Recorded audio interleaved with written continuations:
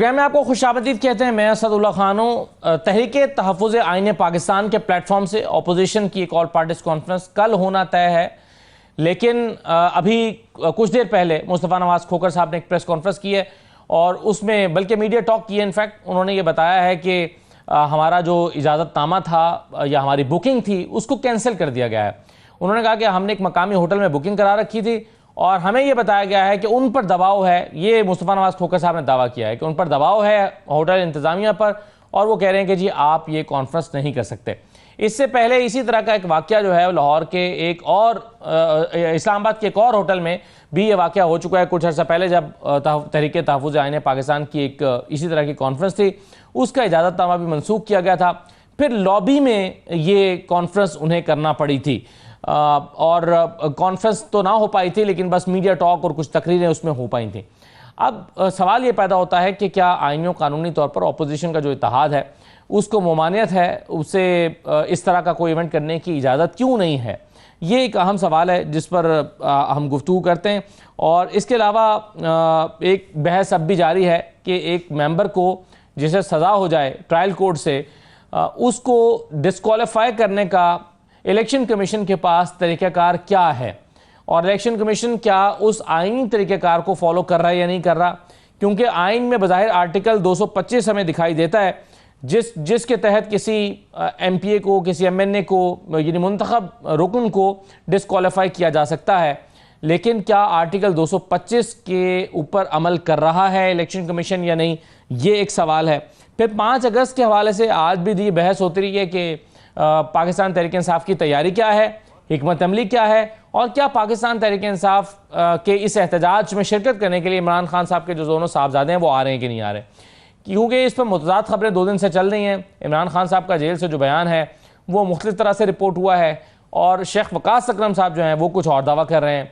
तो क्या इमरान खान के साहबजादे आ रहे हैं इस एहतजाज में शिरकत करने के लिए या नहीं है, नहीं आ रहे हैं। तो एक और थ्योरी चल रही है, और थ्योरी ये है कि 5 अगस्त से पहले ज़्यादा से ज़्यादा एमपीएस एमएनएस को नाअहल करने का मंसूबा बनाया गया है और पाकिस्तान तहरीक इंसाफ को ये पैगाम देना मकसूद है कि अगर आप एहतजाज के रास्ते पर जाएंगे तो ज़्यादा से ज़्यादा लोग डिस्क्वालीफाई किए जाएंगे। और दूसरा पैगाम देना ये मकसूद है कि पाकिस्तान तहरीक इंसाफ का जो एहतजाज है उसको कमज़ोर किया जाए। दूसरा इसका मकसद ये भी है। तो अब ये जो थ्योरी चल रही है, ये जो तहरीक इंसाफ का दावा चल रहा है कि 5 अगस्त से पहले हमारे ज़्यादा से ज़्यादा लोगों को डिस्क्वालीफाई किए जाने का ख़दशा है, इसमें कितनी सदाकत है, इन तमाम चीज़ों पे हम बात करेंगे। मेरे साथ प्रोग्राम में हाफिज़ अब्दुल्ला साहब तशरीफ़ फरमा हैं, JUI के रहनुमा हैं। बहुत शुक्रिया हाफिज़ साहब, खुश आमदीद कहते हैं आपको। इख्तियार वली साहब हमारे साथ मौजूद हैं, वज़ीर आज़म के कोऑर्डिनेटर हैं, नून लीग के रहनुमा हैं। हमारे साथ अभी ऑडियो में मौजूद हैं, लेकिन चंद लम्हों में मैं उम्मीद कर रहा हूँ कि स्टूडियो पहुँच जाएंगे। अमजद खान न्याजी साहब हमारे साथ मौजूद हैं, पाकिस्तान तहरीक इंसाफ के रहनुमा हैं। न्याजी साहब आपको भी खुश आमदीद, बहुत शुक्रिया। सबसे पहले हाफिज़ साहब, क्या अपोजिशन जमातों को इस तरह की कोई कॉन्फ्रेंस करने का हक हासिल है या नहीं है? बिस्मिल्लाहिर्रहमानिर्रहीम, बहुत शुक्रिया। देखिए, बुनियादी तौर पर उसूली बात अगर हम करें, हर पार्टी को एहतजाज करने का हक हासिल है, हर पार्टी को जलसा करने का हक हासिल है, हर पार्टी को सेमिनार और प्रेस कॉन्फ्रेंस करने का हक हासिल है। लेकिन ये हक किसी ने ज़बरदस्ती छीना नहीं है, बल्कि ये आईन ने दिया है। यानी अगर आज अपोजिशन जमातें सेमिनार करती है या प्रेस कॉन्फ्रेंस कर रही है या उनकी कोई और एक्टिविटी है, किसी भी जमहूरी हुकूमत को यह हक नहीं है कि वो उसको रोके, क्योंकि वो जमहूरी हुकूमत भी अपने आप को आइन का अलंबरदार समझती है जी, कानून का चैम्पियन समझती है। तो जब आप आइन और कानून की बात करते हैं, पार्लियामेंट की सुप्रीमेसी की बात करते हैं, जमहूरियत की बात करते हैं, और फिर इजहार राय की आज़ादी की बात की जाती है, और ये सारे वो चीज़ें जो आइन ने आपको भी इजाज़त दी है, मुझे भी इजाज़त दी है, किसी पार्टी को भी इजाज़त दी है। तो अगर तहरीक तहफ़्फ़ुज़ आईन पाकिस्तान वो जा रही है प्रेस कॉन्फ्रेंस या सेमिनार किसी होटल में वो कर रहे हैं, तो इसका रास्ता क्यों रोका जाता है? हुकूमत को क्या तकलीफ़ है? यानी आप ये हुकूमत ये चाहती है कि आपकी ज़बान भी बंद करे, मेरी ज़बान भी बंद करे, मीडिया की ज़बान भी बंद करे। कितने इंकर पर्सन हैं जो आज घरों में बैठे हैं, उनको मीडिया पर आने की इजाज़त नहीं है, बोलने की इजाज़त नहीं है। कितने तजिया निगार और दानिश्वर है कि उसके कालम आज इलेक्ट्रॉनिक प्रिंट मीडिया पर छपती नहीं है। तो अब सवाल ये है, मैं उन पार्टियों से पूछता हूँ जो हुक्मरान पार्टियाँ हैं कि क्या ये जमहूरियत है? दावत व जमहूरियत का है, दावत व आइन का है। आइन कहाँ है? यानी आइन पर अगर आप अमल करें तो इनको इजाज़त मिलना चाहिए। सही है, बिल्कुल। तो अगर इजाज़त नहीं मिल रही तो इसका मतलब है कि आइन पर अमल दरामद नहीं। मैं बिल्कुल मुस्तफ़ा भाई की हिमायत करता हूँ। पीडीएम में हम थे, जमीयत उलमा इस्लाम मौलाना फजल रहमान साहब पीडीएम में 10 जमातें थी, फिर बाद में 8 जमातें हुई। जब पीपल्स पार्टी और एनपी निकल गई, पीएमएलएन हमारे साथ थी। ये सारी पार्टियाँ, पीपल्स पार्टी ये भी अपोजिशन में हमारे साथ थे पीडीएम में। ये बिल्कुल ठीक कह रहे हैं। हाँ, मुल्तान में एक इंसिडेंट हुआ, मुल्तान में कहीं और भी हुआ होगा। मैं पीडीएम का तर्जुमान था, मैं स्पोक्समैन था उसका। कभी भी हमें नहीं रोका, न जलसे से रोका है हमें, न प्रेस कॉन्फ्रेंस। आप अपोजिशन होते हुए ये नारा लगाते हुए कि हम ये हुकूमत गिराना चाहते हैं, इसके बावजूद आपको नहीं रोका गया? आपके हमें नहीं रोका गया, लेकिन ये जो वो कर रहे हैं हुकूमत, आज की हुकूमत जो कुछ कर रही है अपोजिशन जमातों के साथ, ये बिल्कुल गैर आईनी है, गैर जमहूरी है, गैर सियासी है, गैर पार्लिमानी है। दावा जमहूरियत का है लेकिन काम अमीरियत का। इसका जवाब तो इख्तियार वली साहब से लेते हैं, लेकिन उससे पहले मैं अमजद खान न्याजी साहब, ये बताइए कि कल जो ये इवेंट होने जा रहा था एक मकामी होटल में, इसका एजेंडा क्या है? क्या क्यों हुकूमत इससे परेशान है? आप क्या करने वाले हैं? क्या आप 5 अगस्त के एहतजाज की तैयारी के लिए ये इवेंट कर रहे हैं या इसका मौजू कुछ और है? असदुल्ला खान, जब मुल्क के अंदर इस तरह के मैं समझता हूँ इवेंट होते हैं ना, तो उससे जमहूरियत पनपती है, बढ़ती है, क्योंकि पॉलिटिकल पार्टीज आपस में बैठती हैं, खौतारसिस करती हैं, लोगों के सामने अपने नजरियात पेश करती हैं। तो उससे क्या होता है कि लोगों के अंदर जमहूरियत पे और लॉ पे यकीन बढ़ता है। लेकिन ये जिस तरह के साथ ये रवैया इख्तियार किया गया कि हाल की कंसलेशन कर दी और गैर सियासी गैर जमहूरी रवैया इख्तियार किया गया, उससे क्या होगा? नुकसान होगा, जमहूरियत का नुकसान है। इससे कोई फायदा नहीं होगा, बल्कि इससे मजीद क्योस बढ़ेगा। कि आज एक सवाल खड़ा होगा कि क्या पाकिस्तान के अंदर जमहूरियत है? क्या पाकिस्तान के अंदर आईन है? क्या पाकिस्तान के अंदर रूल ऑफ लॉ है? तो सवाल जवाब ये आएगा, नो। तो ये उसने एक सेमिनार ने, एक कॉन्फ्रेंस ने जो 2 दिन की है, जहां पे ये डिबेट होने थी कि कानून और कायदा, कानून के मुताबिक बातें होती, कौन सा उससे मुझे बताए कौन सा ऐसा काम हो जाता या कौन सी ऐसी तहरीक जो है उसको इससे मेरे ख्याल में जो नुकसान होता किसी को। बल्कि ये तो जमहूरियत का हुस्न है कि लोग आपस में बैठें, डिबेट करें और आगे की तरफ बढ़ें। लेकिन अफसोस है कि फॉर्म 47 की गवर्नमेंट ने जो रवैया इख्तियार किया है, इसका मतलब है कि फिर आप सारी चीजें वाइंड अप करके एक ऐलान कर दें, बस ठीक है कि जी हम हैं, और कोई उसके अलावा ना बोल सकता है, ना बैठ सकता है, ना बातचीत कर सकता है। फिर तो मेरे ख्याल में पार्लियामेंट को भी वाइंड अप कर दे, वहां पे आप अपने नुमाइंदे लेके आ जाएं जो आपकी बात करें, आप उनको सिलेक्ट करें, उनको जो मत करें। तो ये तो फिर रवैया वही है, जमहूरी रवैया नहीं आपके ख्याल में? ठीक है, बिल्कुल सही है। अब इख्तियार साहब, अब ये बताइए कि कल एक इवेंट ऑपोजिशन के प्लेटफॉर्म से हो रहा है, ऑपोजिशन की जमातें कर रही हैं, तहरीक तहफ़्फ़ुज़ आइन, महमूद अचकज़ई साहब हैं, उसमें मुस्तफ़ा नवाज़ खोखर साहब हैं, कुछ और जमातें भी हैं। क्यों उनको इजाज़त नहीं दी जा रही कि वो अपना एक प्रेमिसेस के अंदर अपना एक मीटिंग कर सकें? बिस्मिल्लाहिर्रहमानिर्रहीम। बहुत शुक्रिया असदुल्ला खान। मुझे अगर आपने पहले से बताया होता तो मैं कुछ इन्फॉर्मेशन डीसी से लेकर आता कि आज आपने ये इशू भी डिस्कस करना है। लेकिन मैं वैसे आपको कहता हूँ कि इस्लामाबाद में पॉलिटिकल एक्टिविटीज़ करने से पहले आपको डीसी को कम से कम दरख्वास्त देनी पड़ती है। नहीं, देनी पड़ती नहीं, वो पब्लिक प्लेसेस पे देनी पड़ती है सर, प्राइवेट प्रेमिसेस में नहीं देनी पड़ती। तो आप मतलब कोई ऐसा कानून नहीं है कि प्राइवेट प्लेस कोई होटल जो है ये पब्लिक प्लेस आप नहीं, पब्लिक प्लेस तो नहीं है। अच्छा, ये पब्लिक प्लेस नहीं होती? मेरा तो ख्याल है नहीं है। ठीक है, आपके ख्याल में पब्लिक प्लेस है सर? नहीं, आप कहते हैं तो आप ठीक ही नहीं सर, ये तो किसी की प्राइवेट प्लेस है। नहीं सर, आप कह रहे हैं तो फिर ठीक ही कह रहे हैं। नहीं, आप कह रहे हैं पब्लिक प्लेस है। नहीं, मैं आपकी बात को ज्यादा वजन देता हूं। आप कहते हैं कि मतलब ये पब्लिक प्लेस। मेरी अंडरस्टैंडिंग ये है, अगर आपकी मुख्तलिफ है तो आप ये बता दीजिए। मैं ये समझता हूँ, हाफिज साहब की बात मैं भी सुन रहा था, जब यहाँ पर हम आज इन चीज़ों को देख रहे हैं और हुकूमत पर बहतान लगाना, ये मेरे ख्याल में सबसे बड़ा आसान काम है। हुकूमत पर तनकीद करना या दूसरों पर तनकीद करना, ये बड़ा, it's a very easy way. खुद अमजद खान न्याई साहब जो बात कर रहे हैं, क्या ये भूल गए कि इनकी हुकूमत में हमें कुर्सी देने वालों पे इन्होंने पर्चे कर दिए थे? लियाकत बाग में हमारा जलसा था, मौलाना साहब को शायद याद हो, उसमें पानी छोड़ दिया गया था। वहाँ पर उनकी जमहूरियत कहाँ खड़ी थी? हमें तो वो सब याद है।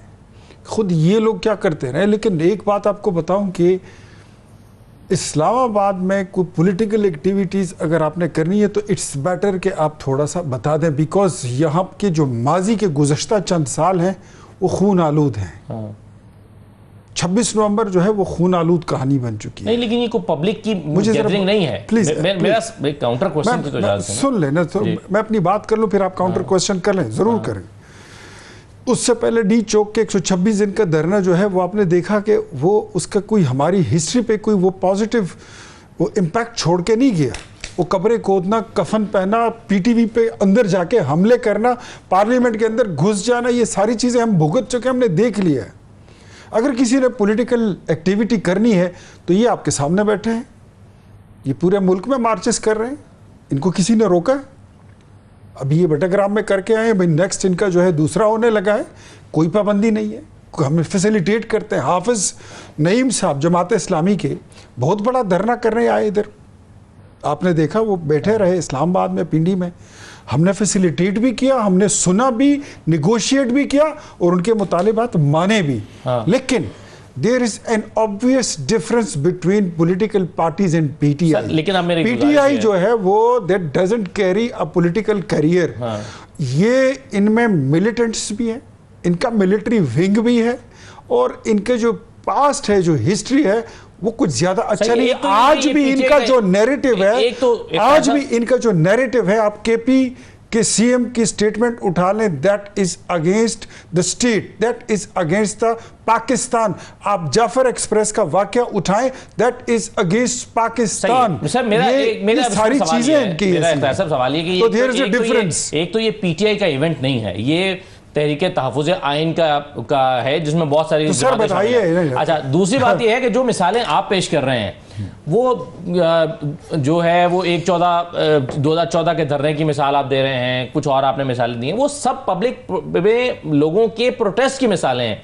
यहाँ पर तो पब्लिक का इवेंट ही नहीं है, ये तो सियासी जमातों की मुख्तलिफ रहनुमाओं की आपस की एक मीटिंग है। सर, मैंने बिल्कुल आपको पहली बात यही की कि अगर आपने कुछ ऐसा करना था तो डीसी को दरखास्त दी होगी। मुझे अगर आपने पहले बताया होता तो मैं पूछ कर आता कि नहीं, उनका मौक़िफ़ है ना इस पे, वो कहते हैं डीसी को हमने दरखास्त नहीं दी है। I am not updated over this topics particularly कि क्या है क्या नहीं है। आपकी मगर उस पर एक राय तो है ही ना सर, आपकी एक अंडरस्टैंडिंग तो है ना। मेरी राय ये है कि तहरीक तहफ़्फ़ुज़ आइन पाकिस्तान से मेरा यही सवाल बनता है कि आप आइन को कौन सा तहफ़्फ़ुज़ फराहम करना चाहते हैं। इस वक्त आइन को क्या मुश्किल आन पड़ी है, 27वीं तरमीम की मुश्किल आन पड़ी है। 27वीं तरमीम, तो यही बात मैं करूंगा कि क्या अब पार्लियामेंट का काम यह है कि वहां पर बैठकर जितने पार्लियामेंटेरियंस हैं वो मलिक तरन्नुम नूरजहान और मेहदी हसन की गजल गाएंगे। यहाँ पर जो बंदा आता है वो सिर्फ फंड लेने नहीं आता, तनख्वाह बढ़ाने नहीं आता, उसने यहाँ पर बैठ के कानून साजी करनी है। यही इनका असल काम है। आइन और कानून ये बनना, इसमें तरमीम लाना, ये पार्लियामेंट का काम है। तो अपनी ब्रेनस्टॉर्मिंग कर सकती हैं कहीं पर बैठकर, उसकी भी ममानियत भी तो नहीं है ना सर। और वो पार्लियामेंट के अलावा भी किसी जगह पे बैठ सकती हैं, किसी कमरे में, किसी घर में, किसी होटल में। आई बिलीव और वो होनी चाहिए। उसके लिए बड़ी और जगह हैं। आप अगर वो पार्लियामेंट में मौजूद हैं वो पार्लियामेंट में भी बैठ सकते हैं, कमेटी रूम में भी बैठ सकते हैं, अपने दफ्तर में भी बैठ सकते हैं, बिल्कुल करें। लेकिन ओवरऑल मैं खुद ज़ाती तौर पर पर्सनली मैं इस चीज़ को लाइक नहीं करता, लेकिन आई एम नॉट अपडेटेड। लेकिन जो चीज़ ये कर रहे हैं वो नीयत का पता है सबको कि नीयत इनकी ठीक नहीं है। ठीक है हाफिज साहब, आपके ख्याल में ये जो दलाइल पेश किए हैं इख्तियार अली साहब ने, ये अपोजिशन की जमातों में चूंकि उनका माजी ठीक नहीं है, चूंकि उन्होंने कुछ ऐसे पुरतशद्दुद मुजाहिरे किए हैं, इसकी बुनियाद पर इनको एक बंद कमरे में या बंद हॉल में एक्टिविटी करने की इजाज़त नहीं दी जा सकती? तो ये देखिए, बात ये है कि फ़र्ज करे मैं एक गलत काम करता हूँ। ये आपने ये नहीं कहा सर, फ़र्ज करे मैं एक गलत, ये अल्फाज आपके वैसे अपने आपने ये अल्फाज आपने यही तो कहा है कि इनका माजी दोस्त नहीं है, इसलिए आप अपने जज्बात को मेरे अल्फाज का जामा पहनाने की कोशिश कर रहे हैं। चले आप समझ गए, मेरे अल्फाज छोड़ के आपने सुन ली ना बात, उन्होंने मेरी बात सुन ली, उसका जवाब दे रहे हैं, आप इत्तेफाक करते हैं। मैं अर्ज़ करना चाहता हूँ, बात ये अगर 126 दिन का धरना है उसको किसने ठीक कहा? यानी उस वक्त पीएमएलएन की हुकूमत थी और पीपल्स पार्टी अपोजिशन में थी, खुर्शीद शाह अपोजिशन लीडर थे। अपोजिशन हुकूमती पार्टी और हुकूमती पार्टी में शामिल जैसे जमीयत उलमा इस्लाम उस वक्त शामिल थी, ये सब एक पेज पर थे उस धरने के खिलाफ। बिल्कुल कि ये धरना जमहूरियत के ख़िलाफ़ है, ये आइन खिलाफ है, ये एक जत्था है। आप उस ज़माने की तकारीर उठाइए, अपोजिशन पार्लियामेंट में तकरीरें हो रही थी, अपोजिशन हुकूमत को सपोर्ट कर रही थी, लेकिन मानना यह था कि हम हुकूमत को नहीं, हम जमहूरियत को सपोर्ट करेंगे, पार्लियामेंट को मजबूत करेंगे। सही, सबने गलत कहा उस वक्त। अब जो गलत उन्होंने किया था हम दोहराएंगे उसी गलती को। जब वो बुरा था, वो गलती थी, तो क्या हम भी वो गलती करेंगे? एक बात। दूसरी बात ये, यानी हम अगर वो प्रेस कॉन्फ्रेंस करते हैं, हम एक तरफ कहते हैं कि वो तशद्दुद से काम लेते हैं, वो वायलेंस से काम लेते हैं, यानी पीटीआई वाले। ये जो अपोजिशन जमाते हैं, किसी होटल में तो उन्होंने बंदूक नहीं चलाना है ना, न पथराव करना है, तकरीरें करनी है, हाँ, न पार्लियामेंट पर गोलाबारी करनी है, उन्होंने तकरीरें करनी है। और अपोजिशन का काम यह है कि हुकूमत की और हुकूमत की पॉलिसियों पर तनकीद करें। हुकूमत का काम यह है कि वो तहम्मुल से काम ले, वो बर्दाश्त से काम ले, सुनिए उसको। अगर वो गलत बात करती हैं वो जमातें, तो आप उसका जवाब दें। अगर उसका मौक़िफ़ दुरुस्त है, वो तस्लीम कर ले उन कमज़ोरियों का जो उन्होंने निशानदेही की, उसकी इस्लाह करें। लेकिन हम क्या करते हैं, हम दरवाजे बंद करते हैं उस पर, हम होटल पर दबाव डालते हैं कि इसको आपने आने नहीं देना है। ये कौन सी जमहूरियत है? ये कौन सा आइन है? ये कौन सा कानून है? तो इसलिए मैं तो कह रहा हूँ कि मैं बैशत एक सियासी वर्कर, बैशत जमीयत उलमा इस्लाम का एक कारकुन, मैं इस किस्म की रवैये की हिमायत नहीं कर सकता। अच्छा सर, एक और चीज़, वैसे मेरा एक ज़िमनी सवाल है, आपने भी तहरीक इंसाफ की हुकूमत थी, उनके ख़िलाफ़ इस्लामाबाद में धरना दिया 6-7 दिन का। फिर हमने देखा कि एक लॉन्ग मार्च बिलावल साहब भी लेकर आए थे, पीटीआई की हुकूमत के ख़िलाफ़ इमरान खान वज़ीर आज़म थे। एक लॉन्ग मार्च हमजा शहबाज भी लाहौर से लेकर आए थे, मरियम नवाज साहबा भी एहतजाज करते हुए आई थी इस्लामाबाद की तरफ। उस एहतजाज में, और ये 9 मई तो चले बाद में हुआ ना, 9 मई से पहले तहरीक इंसाफ पेशावर से एक एहतजाज लेकर आ रही थी और उन पर उनके कारकुनों की गिरफ्तारियां और जो मार धाड़ हुई और लोगों के घरों में घुसना, तो ये रवैया फिर कैसे जस्टिफाई किया जा सकता है?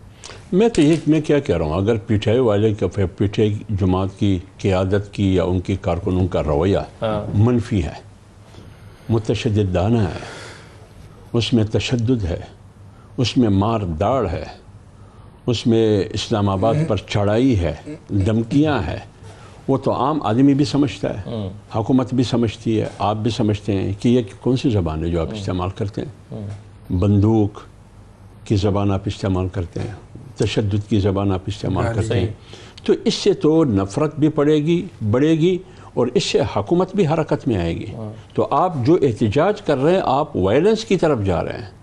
लेकिन अगर ज़बान आपका वो हो जो जमहूरी ज़बान है, पार्लिमानी और सियासी ज़बान है, दलील और लॉजिक और मंतक है, फिर तो मेरे ख्याल में कोई मसला नहीं है। अगर तारीख तहफ़्फ़ुज़ आइन किसी होटल में बंद कमरे में मीडिया के सामने 10-12 तकरीरें होगी, हुकूमत पर तनकीद करेगी, तो अपोजिशन का काम ही है, तो वो तनकीद करेगी, तो तनकीद तो सुनना भी चाहिए उस पर। एक बात यह है, अगर हम खैबर पख्तूनख्वा में जब सीनेट इलेक्शन की बात आती है उसी पीटीआई से हम बैठ के 5 वर्ष का फार्मूला बनाते हैं। हाँ। उधर तो पीटीआई वाले बिल्कुल मुसलमान है, वहाँ तो तशद्दुद नहीं है ना। वहाँ तो वो एक पॉलिटिकल पार्टी भी है ना। मैं क्या कह रहा हूँ, मैं पीटीआई से सबसे ज़्यादा इख्तिलाफ मेरी पार्टी का है पीटीआई के सही साथ। बात। और सबसे ज़्यादा गालियाँ हमें पड़ी है। पीडीएम के ज़माने में भी, आज भी हमें गालियाँ दी जा रही है इधर से उधर से, लेकिन हमने उसको नज़रअंदाज किया है। एक सियासी जमात का, एक सियासी वर्कर का रवैया ये होना चाहिए, सियासी पार्टी का रवैया ये नहीं होना चाहिए, जमहूरियत के नंबरदार का रवैया ये होना चाहिए कि एक अपोजिशन जमात वो तहरीक चला रही है, आपने उसका रास्ता नहीं रोकना है। अगर वो तशद्दुद पे उतर आती है वो जमात, फिर हुकूमत के लिए ये कानूनी जवाज़ है कि उसका रास्ता रोक लें। लेकिन अगर वो एक पुरअमन माहौल में, एक होटल में वो सेमिनार मुनाक़द कर रही है वो पार्टियाँ, और आप तसादुम और टकराव पे उतर आए हैं, तो तसादुम तो हुकूमत पैदा कर रही है, टकराव तो हुकूमत पैदा कर रही है, आप उसको बोलने नहीं देते हैं। बिल्कुल सही है। ये जो एंकर पर्सन बैठे हैं, काशिफ कहाँ है आजकल, शाकिर कहाँ है, वो फलान कहाँ है, कितने नाम हैं, लेकिन वो तो पत्थर नहीं बरसा रहे थे ना, कुछ बोल रहे थे, कुछ लिख रहे थे। तो जब आप में सुनने की सकत नहीं है, आप हौसला नहीं है, हौसला नहीं है, और आप में बर्दाश्त करने का हौसला नहीं है, फिर तो मेरे ख्याल में सियासत नहीं करिए। इसका मुख्तसर जवाब दें, फिर मैं न्याजी साहब के पास जाऊँ। आप न्याजी साहब के पास जाएं, फिर आ जाएं। अच्छा, तसल्ली से आ जाएं। न्याजी साहब, आपको ये तो अंदाज़ा हो ही गया ना कि अगर आपको एक बंद कमरे में एक इजलास करने की इजाज़त नहीं दी जा रही, तो 5 अगस्त को एहतजाज की इजाज़त तो बिल्कुल नहीं दी जाएगी, और उसके लिए तो आपको इजाज़त लेना भी चाहिए। यानी कानूनी तौर पर आप पाबंद हैं कि अगर रैली निकालनी है तो इजाज़त लेंगे, अगर जलसा करना है तो इजाज़त लेंगे। इसके लिए तो शायद आपको इजाज़त दरकार नहीं थी, लेकिन उसके लिए तो इजाज़त भी चाहिए जो आपने नहीं ली। तो फिर 5 अगस्त का इवेंट कैसे होगा? खौफ का ये आलम है कि एक सेमिनार से या एक हॉल के अंदर 10 तकरीरों से ये निज़ाम इतना डर गया है कि वो, मैं तो समझता हूँ, फिर गिर पड़ा है। वह बस, वो हमारी ज़बान में कहते हैं, वह बस ही कर दे। अगर इतने खौफजदा हैं, इतने इन पे खौफ तारी हो चुका है कि 10-12 जो तकरीरें हैं वो कल पाकिस्तान को खड़ा कर देंगी। पाकिस्तान ऑलरेडी खड़ा है, बाकी हमारा जो एहतजाज है, रैलीज होंगी या जलूस होगा, उसके लिए मैंने पहले बताया कि हमारी पार्टी ने तरीकाकार बनाया है, और तमाम सदूर जो है वो इंडिपेंडेंट, उनको हिदायत जो है वो पार्टी ने दी है, पॉलिटिकल पार्टी ने दी है। तो कभी भी हमने ये तो नहीं कहा कि हम कोई प्रोटेस्ट इस तरीके के साथ करेंगे जिसमें कोई वायलेंस होगा। हमने हमेशा ये कहा है कि हम पीसफुल माइंड के साथ आगे बढ़ेंगे, और इस पॉलिटिकल प्रोसेस को मजबूत करने के लिए, रूल ऑफ लॉ के लिए, जमहूरियत के लिए जो है वो हम जिस हद तक हम कोशिश करेंगे कि हम इसको रेस्टोरेशन ऑफ डेमोक्रेसी जो है ना वो वापस आए। अब इस वक्त आप खुद अंदाजा करें, इस वक्त तो मुझे तो नहीं लगता कि कहीं जमहूरियत नजर आ रही हो। एक हॉल के अंदर अगर ये सेमिनार के ऊपर इतना रोला है, तो बिल्कुल आपकी बात ठीक है कि जी बाकी 5 अगस्त के हवाले से बिल्कुल ये रोकेंगे, लेकिन नहीं। लेकिन मुझे ये बताइए ना कि 5 अगस्त के इवेंट के लिए जो आपने मुख्तलिफ जगहों पर रैलियां निकालनी होंगी, अभी तो खैर हमें प्लान पता नहीं है, आपके जो सूबाई सुदूर हैं उन्होंने अपने कार्ड सीने से लगा के रखे हुए हैं, किसी को बता नहीं रहे हैं, इसको एक राज रखा हुआ है, खुफिया रखा हुआ है, पता नहीं क्यों। लेकिन बहरहाल जो भी आप करेंगे उसके लिए आपको सड़क पर आना होगा, और सड़क पर आने के इजाजतनामा तो दरकार होगा ना। आप सड़क पर आए बगैर अगर करेंगे तो फिर कानून की खिलाफ वर्जी होगी। आप देख तो रहे हैं कि किस सतह की फस्तायत आ गई है। आप सच बोलेंगे तो जेल जाएंगे, बहुत ज्यादा सच बोलेंगे तो दहशतगर्दी का पर्चा होगा, बहुत ज्यादा सच बोलेंगे तो कुछ भी हो सकता है। तो इस वक्त तो आलम यह है कि गवर्नमेंट इतनी शदीद ये फॉर्म 47 की डर चुकी है कि अच्छा फिर कहते क्या है कि हम जमहूरी हैं जी, आप गैर जमहूरी हैं, हमें कहते हैं कि आप गैर जमहूरी हैं, जबकि खुद इनके जितने भी इकदामात हैं अब तक हुए हैं, आप देख लें, मीडिया खुद गवाह है कि कोई एक ऐसा इवेंट जिसमें हमने कहा कि जी हम वायलेंस की तरफ जाए, हम तो हमेशा कहते हैं जब हम पॉलिटिकल पार्टी है ना, ये मानने को तैयार है हमारा मैंडेट चोरी हो गया, उस पर भी मतलब इनका क्या कि ये हमारा मैंडेट था, और फिर इतने ढीठ हैं कि इनकी ढिठाई की कोई मतलब मिसाल ही नहीं मिलती और उसको जस्टिफाई ऐसे कर रहे होते हैं जैसे आप बहुत बड़ा को तीर मार लिया है। खुदा के लिए जमहूरियत को पनपने दें। आप जब COD कर रहे थे तो आप क्या लिख रहे थे वहां पे?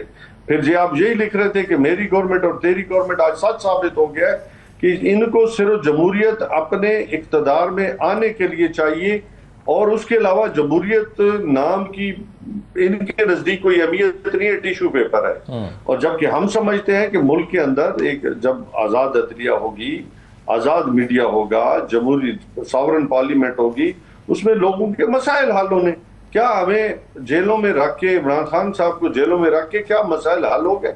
क्या आपकी इकोनॉमी बेहतर हो गई? क्या लोगों को रोजगार मिल गया? हुकूमत के मुताबिक तो हो गई। इस पर तो डायरेक्ट डिसएग्रीमेंट है, एक डिबेट है। वो समझते हैं कि हाँ वाकई इकोनॉमी बेहतर हुई है। सर एक छोटा सा ब्रेक लेता हूं। सिवाय असदुल्ला खान स्टॉक मार्केट से उसकी मुझे साइंस नहीं समझ आ रही। बाकी 2 करोड़ लोग आप रिपोर्ट से उठा के लें वर्ल्ड बैंक की कि जी 12 करोड़ लोग जो है वो खतरे गुर्बत से नीचे चले गए, यानी कि एक वक्त के खाने से भी महरूम हो गए। उसके अलावा 2 करोड़ लोग, ये मैं नहीं कह रहा, इनके अपने आदाद शुमार करें, 2 करोड़ लोग जो हैं वो नौकरियों से चले गए। मुझे फिर वो कुछ साइंस बताए ना। वो खींच के स्टॉक मार्केट में तो सिट्टा चलता है, आपको भी पता है। इसके अलावा आज देखें चिकन की कीमत किधर चली गई। और फिर शुगर देखें, शुगर आज भी आपके चैनल कह रहे थे कि बिल्कुल सही है। महंगाई के हवाले से जो स्टैट्स हैं वो उस पर थोड़ी सी लोगों की डिबेट है कि महंगाई ग्राउंड पर कहाँ कम हुई है, ये सवाल तो लोगों का है। मगर एक छोटा सा ब्रेक मुझे लेने दीजिए, वापस आकर फिर इख्तियार साहब से मैं के सामने सवाल रखता हूँ। और फिर ये इलेक्शन कमीशन ने जो रविश इख्तियार की हुई है मेंबर्स को डिस्क्वालीफाई करने की, सज़ाओं के बाद अदालतों से जो सज़ाएं हो रही हैं, ट्रायल कोर्ट से जो हो रही हैं, क्या वो आईनी और कानूनी तरीका इस्तेमाल करते हुए इलेक्शन कमीशन कर रहा है? इस पर भी बात करते हैं एक छोटे से ब्रेक के बाद।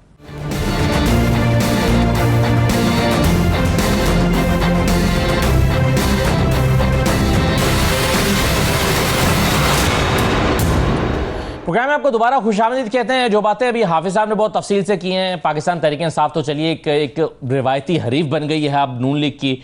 उनके जो आर्गूमेंट्स हैं वो तो नून लीग उसका जवाब देती रहती है, लेकिन जो बातें हाफिज साहब ने की हैं, इख्तियार साहब मैं चाहूँगा कि उसका जवाब दीजिए। वो ये कहते हैं कि एक होटल के अंदर कोई बम तो नहीं मारेगा, कोई गोलियां तो नहीं बरसाएगा, तकरीरें करेगा। तकरीरें करना, अगर ऑपोजिशन के लोग तकरीरें नहीं करेंगे तो और वो क्या करेंगे? उनका क्या काम है? आप भी ऑपोजिशन में थे, आप भी ये किया करते थे, इसमें क्या हर्ज है इस एक्टिविटी के कर रहे हैं? यार असदुल्ला खान ये ज़रूर करें, और मेरे ख्याल में इस पे कोई कदगन नहीं होना चाहिए, इजाज़त देनी चाहिए। ठीक। लेकिन चूंकि ये एक इंतज़ामी उमूर का मसला है, मुझे नहीं पता कि डीसी ने कैसे किया। बीइंग मतलब अगर ये डीसी ने नहीं किया, मतलब मेरा नहीं ख्याल कि डीसी ने किया ये। फिर आपको मैं वही कह रहा हूँ ना, मुझसे ज्यादा पता है। नहीं ठीक है, मतलब आप ये कमेंट ना करें कि क्या हुआ। गवर्नमेंट, आप ये तो कमेंट कर देना कि ये होना क्या चाहिए। मैं ये कह रहा हूँ गवर्नमेंट की साइड पे इस तरह की कोई बात डिस्कस नहीं हुई, कोई चीज़ नहीं आई थी कि इसको करने दें या ना करें। लेकिन आप समझते हैं कि होना चाहिए? मेरे ख्याल में अगर हो जाए तो इसमें कोई कबाहत भी नहीं है। हाँ, वो एक एक्टिविटी है, उसमें क्या है, वो उससे क्या हो जाए। दूसरी बात अभी हुई थी यहाँ पर थोड़ी देर पहले कि जब आप अपोजिशन में थे, आपने अपने तमाम सियासी हुकूक इस्तेमाल किए थे, आप लॉन्ग मार्च भी लेकर आए थे। हाफिज साहब की जमात ने भी धरना दिया था इस्लामाबाद में, इनको जगह भी दी गई और इन्होंने एक सड़क बंद भी की और वहाँ पर बैठे भी रहे 6-7 दिन। और इसी तरह से बिलावल साहब भी लॉन्ग मार्च लेकर इस्लामाबाद आए थे और उसमें उन्होंने कहा था कि देखो हुकूमत की टांगें कांप गई हैं। तो ये सब कुछ तो हमने देखा हुआ। आपकी जब आप हुकूमत में आए और आपकी जो हुकूमत थी वो अपोजिशन में चली गई, आपने उन्हें ये अलाउ क्यों नहीं किया कि वो आपके खिलाफ लॉन्ग मार्च करें? हमने कमोबेश मेरे ख्याल में मुल्क में उस वक्त 10 से 12 जलसे बड़े किए थे, हाफिज साहब बैठे हुए एक साथ। और एक यहाँ पर हमने G8 के साथ धरना दिया था, दूसरा हमने सुप्रीम कोर्ट के सामने भी किया था जी। आप तमाम मार्चेस का, तमाम रैलीज का रिकॉर्ड उठाकर देख लें, वायलेंस नहीं हुई, कोई वायलेंस नहीं ठीक है। पाकिस्तान तहरीक इंसाफ का भी आप रिकॉर्ड उठा लें, ठीक, कोई एक अगर पुरअमन हुआ है तो मुझे बता। अच्छा चले, मेरा अब इसमें सवाल यह है कि मैं एक मिसाल आपको देता हूँ। तो एक फर्क होता है। 25 मई 2022, देखें 9 मई हुआ था 2023 में, 25 मई 2022 जब इस हुकूमत को गए हुए 1 महीना हुआ था, इन्होंने ऐलान किया कि हम पेशावर से आएंगे और इस्लामाबाद में आकर यहाँ पर एहतजाज करेंगे। उसको रास्ते रोक दिए गए, बंद कर दिए गए, कारकुनों के घरों पर छापे मारे गए। मैं खुद यहाँ पर सड़क पर मौजूद था कवर करने के लिए। आंसू गैस की इतनी बदतरीन शेलिंग की गई। अभी काफिला पीछे से आया नहीं था एहतजाज करता हुआ इस्लामाबाद की प्रेमिसेस में, लेकिन उसको रोक दिया गया। तब तक तो ना 9 मई हुआ था, ना नवंबर का एहतजाज हुआ था, ना कुछ और हुआ था। तब तक तो आपको पता ही नहीं था कि ये वायलेंस करेंगे। तब ये रास्ता क्यों इख्तियार किया गया? उस वक्त चंद चीज़ें जो थी वो जिसका शायद बड़े कम लोगों को इन्फॉर्मेशन थी कि पीटीआई का एजेंडा था क्या, है क्या, और इन्होंने इनका नेक्स्ट जो अल्टीमेट गोल है वो क्या है। अच्छा। और वो चीज़ें बाद में आपको पता चल ही गई कि व्हाट वाज नो में, फिर उसके बाद हुआ भी। अच्छा। और ये सारी चीज़ें जो थी तो ये प्लान समझ आ गया था। अच्छा, सारे हुकूमत को समझ आ गया था। सिर्फ हुकूमत को नहीं बल्कि मतलब राना सनाउल्लाह साहब उस वक्त वज़ीर दाखिला थे। बहुत सारे लोगों को समझ आ गई थी। जो आपके बड़े अच्छे कोहनमश सहाफ़ी हैं वो भी समझ गए थे। अच्छा। और पाकिस्तान तहरीक इंसाफ ने, मैं तो बाकायदा कहता हूँ कि इस वक्त जो टेररिज्म हो रही है ये उसमें इनकी फैसिलिटेशन शामिल है। ये फैसिलिटेट कर रहे हैं। देयर इज़ नो डिफरेंस कि ये उन चीज़ों को हवा दे रहे हैं बाकायदा। तो ये कोई इस पर इतना हैरान होने की भी ज़रूरत नहीं है। इमरान खान ने ख़ुद कहा था कि हम टीटीपी को जो है तो हम दफ्तर देंगे, घर देंगे, फैसिलिटेट करेंगे। ये माजी है इनका। आज इस पे इतना हैरान होने की ज़रूरत नहीं है। और आज ये पहले से ज़्यादा क़ुव्वत के साथ ये उनको फैसिलिटेट करें। खैबर पख्तूनख्वा में इस वक्त जो हो रहा है इनकी फैसिलिटेशन से हो रहा है। ये हमें फाशिस्ट कहते हैं। मैं हैरान हूँ। मैं अमजद न्याई साहब को देख रहा था, सीनियर बंदे हैं, ये अब हमें फाशिस्ट कह रहे हैं, हालांकि इन्होंने अपना मिलिट्री विंग तक बना लिया था टेररिस्ट का। और उसके ज़रिए इन्होंने प्लान बनाया था कि मुल्क की मकबूल क़ियादत को रास्ते से हटा दें ताकि इनके लिए सारा जो है तो मामला साफ हो रहे। अकेले ये सियासत भी करें, ये हुकूमत भी करें, ये हुकूमत भी हो रही है, पोजीशन भी हो, और कोई इनके मुकाबले में रहे भी नहीं। ये तो खुद इनका एक इतना डर्टी फेस है कि उसके कोई हिसाब नहीं है। यहाँ किस बात से ये, किस मुंह से ये बात करते हैं सुप्रीमेसी ऑफ लॉ की, सुप्रीमेसी ऑफ पार्लियामेंट की, जमहूरियत की बात करते हैं। जमहूरियत का तो आपने जनाजा निकाल दिया था अपनी हुकूमत में। अच्छा असदुल्ला खान, मैं चैलेंज करता हूँ, ये बात करेंगे जब भी करेंगे, ये 9 मई के बाद की करेंगे। जरा 9 मई से पहले की बात करें ना। आप तो मुजरिम उससे पहले के हैं। आप सिलेक्टेड हुकूमत थे, आपका वजीर आजम भी सिलेक्टेड था, चोरी का मैंडेट लेकर आए थे। हिसाब बराबर कर नहीं दिया वैसे। नहीं, हिसाब बराबर हो नहीं गया। चार्जशीट तो लेने दे। तो बढ़ चढ़ के हिसाब बराबर कर, बढ़ चढ़ के कैसे दिया? आपको कैसे पता? आपने क्या एवेल्युएशन की है? मैं इसी जमीन पे रहता हूँ। मैंने 2018 की भी धांधली देखी है। आप इल्जाम लगा। सर मैंने 2018 की भी धांधली देखी है, मैंने 2024 की भी देखी है। मुझे मेरी बात करने देंगे? ये हमारा मैंडेट उठा के ये ले गए। हमारे एमपीएस को, हमारे एमएनएस को, हमारे सेनेटर्स को, सेनेट का इलेक्शन ये भूल गए।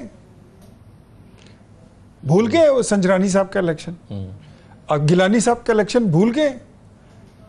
आपको नहीं पता कि आपने माजी में किया क्या है?